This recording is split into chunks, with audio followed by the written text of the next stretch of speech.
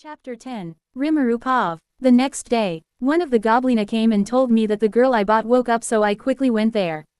Hello, good morning, Rimuru, with a smile. I was in my adult form so she can recognize me. Good morning, thank you for saving me, Ren. Don't worry about that, Ren-chan, I said with a mischievous smile. Huh, why do you know my name? Ren, surprised. Oh, you forgot your only friend this soon, Rimuru with a smile. Huh. Who are you, Ren? Nice to meet you, I am Satoru Mikami, Rimuru. Huh, Mikami-san, that's impossible, you don't look like him, he was a guy, Ren. It's a crazy story, I died and reincarnated as a slime, Rimuru. What, Ren, let me tell you from the beginning about that time I got reincarnated as a slime, Rimuru.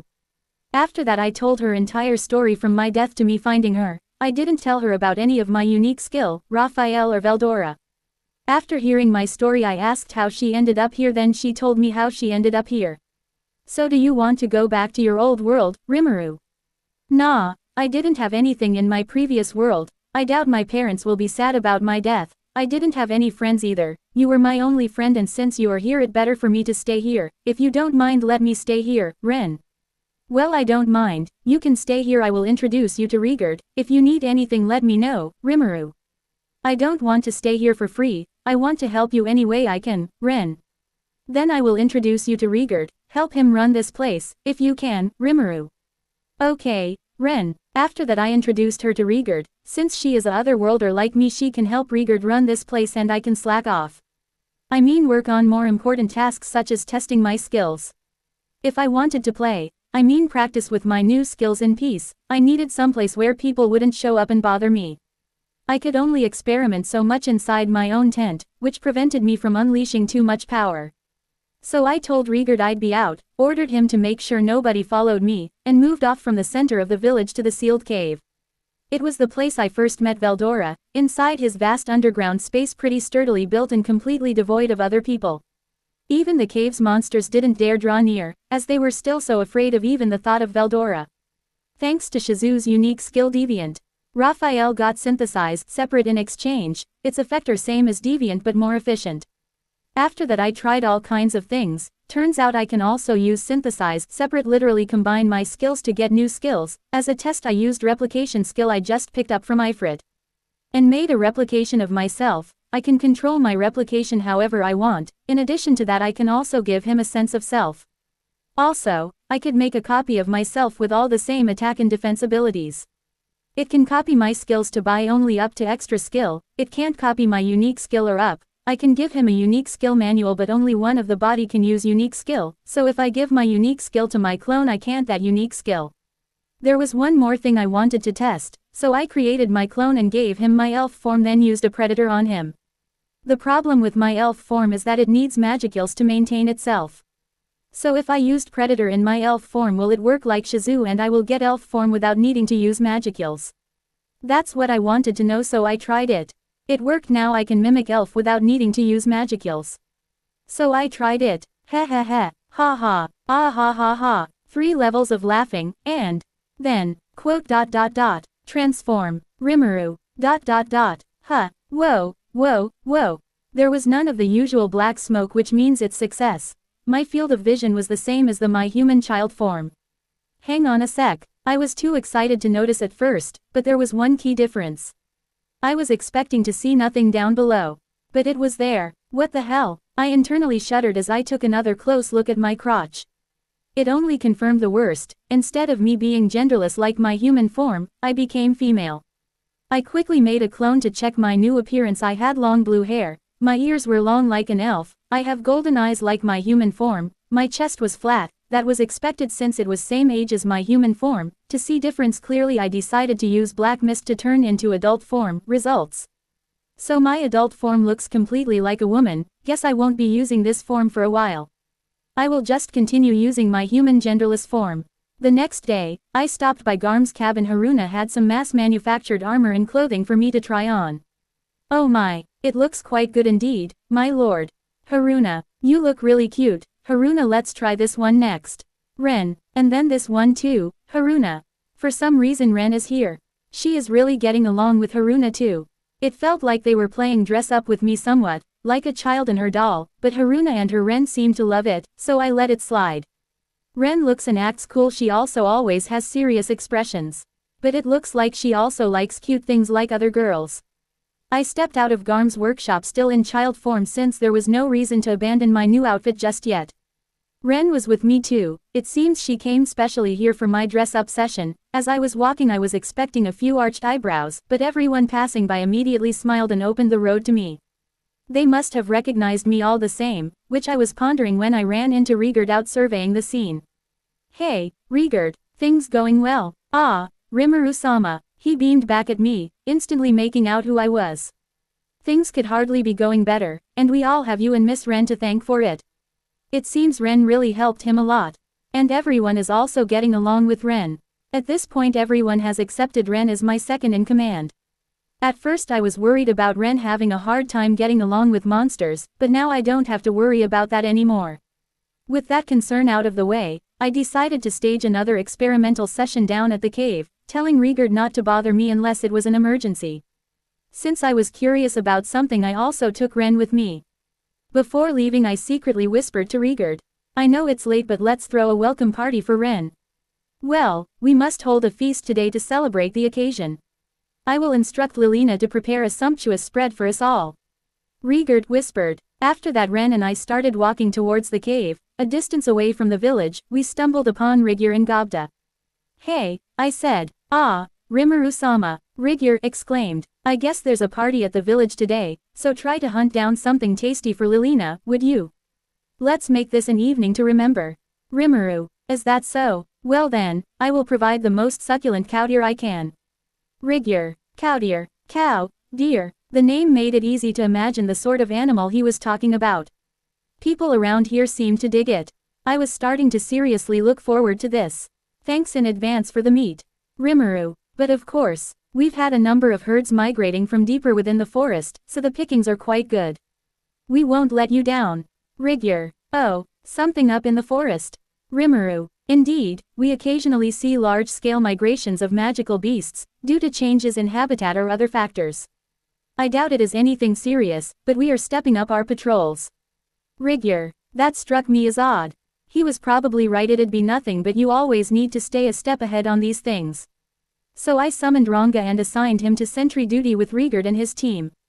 Nothing he couldn't handle, I was sure. In a moment, Ranga stepped out from my shadow. I was capable of summoning him now. My pride forbade me from being unable to do something Gobda could handle with such ease. I had been practicing on the sly for a while. You called, Master. Ranga. I did. I want you to join Rigurd's team in the forest. I doubt you'll see anything, but if you do, keep the team safe. Rimuru. Yes, Master. I will make it so. Ranga. Keep a close eye out, Ranga. And if you see anything, Rigur, let me know. Rimuru. After Ranga and Rigur nodded, Ren and I started walking towards the cave.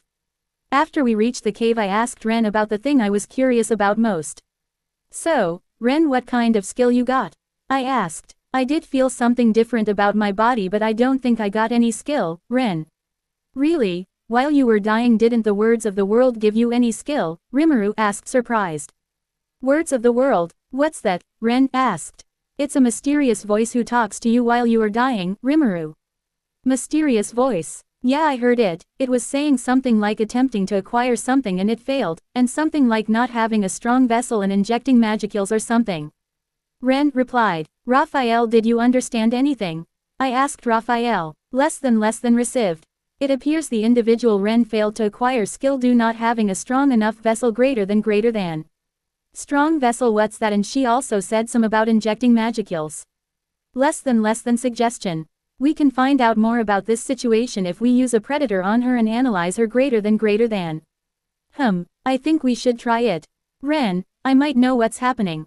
But to do that I have to eat you. What I mean is that I will use my skill to absorb you in my stomach storage like domain expansion and analyze you, which will help understand what is happening with you. Don't worry, it won't hurt you, Rimuru. Okay, Ren without hesitation. After hearing her reply, I used predator in her. Less than notice. The individual Ren's soul is damaged, because of that she is unable to get any skill, in addition to that she does not possess much magicals.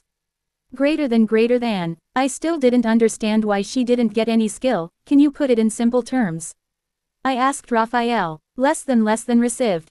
Skills are often traded for a decrease in maximum magical capacity. Normally when a soul travels from other world to this world their soul absorbs large amounts of magicals, then these magicals are traded for skill.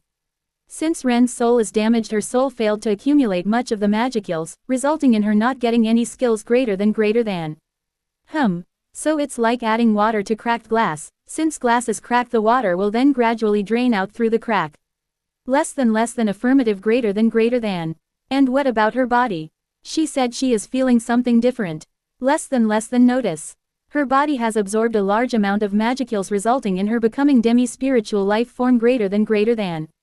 Demi-spiritual life form, meaning. Less than received. Being unbound to flesh and not requiring a material body to function naturally.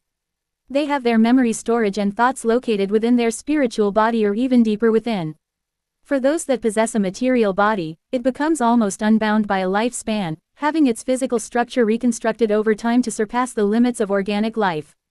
Even if their brains are destroyed, they can regenerate it without any issues. Greater than. So she is superhuman, not requiring the body to function naturally and her body will not age. She is similar to a certain sorcerer killer with heavenly restriction. Less than affirmative greater than. After analysis is completed I let her out of my stomach. And explained what I learned.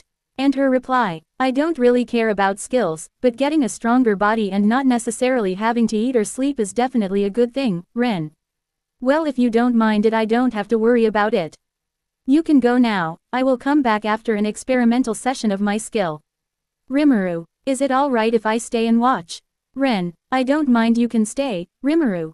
We entered deep inside the cave and I started my experimental session. Ren watched from a safe distance. After my experimental session ended, I remembered the mask Shizu has. I took it out of my stomach. According to Raphael this mask has the ability to suppress magic power. I should try it on. Raphael how do I look? Less than notice. The leaking monster aura is completely gone. While wearing this mask you will look like a normal human. Greater than. This mask will certainly suit a handsome man like me. Less than you look more cute than handsome greater than. Raphael did you say something? Less than it's just your imagination greater than. You, forget it. Ren how do I look? I asked Ren while striking cool poses. You look really cute, Ren. Less than greater than. Don't you dare say anything. Now everything is done so we made our way back above ground. The moment I stepped out of the cave, I could instantly feel that someone was fighting. The magicals in the air were stirring, disturbing the surrounding atmosphere. Ren go back to the village, someone is fighting nearby, Rimuru. Okay, be safe, Ren said and rushed towards the village. I made my way in the direction of the particle surge. On the other end, I found nothing short of a battle to the death. The area around us was littered with fallen hobgoblin warriors and Tempest wolves. None appeared to be dead, but knocking them all out without dealing any grievous wounds would have taken some serious talent. A magical strike, perhaps. Ranga, noticing me, sprang to my side. Sir Rimuru, he said, my deepest apologies. I was here, and yet, look at this disaster. I stopped him mid-sentence. This wasn't Ranga's fault, they just had the misfortune of running into the wrong adversary.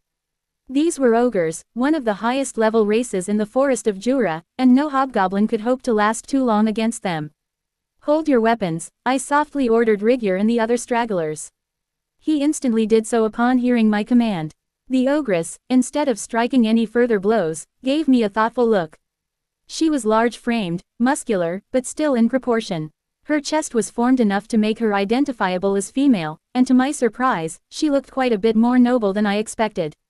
I ordered Ranga to take the exhausted Rigyur away. The ogres, while still wary of me, made no move to stop him.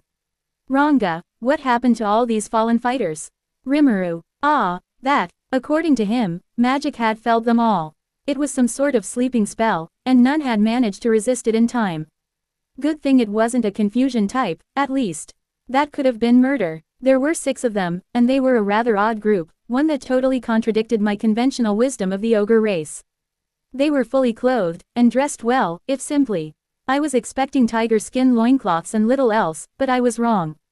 They were big, as I'd pictured, and each one was well built, but their full wardrobe was a surprise. The elderly ogre wielded a sword that could only be described as a Japanese-style katana. And, judging by how he handled it, he was a seasoned swordsman. That, combined with his ogre strength and magic, made this group potentially lethal.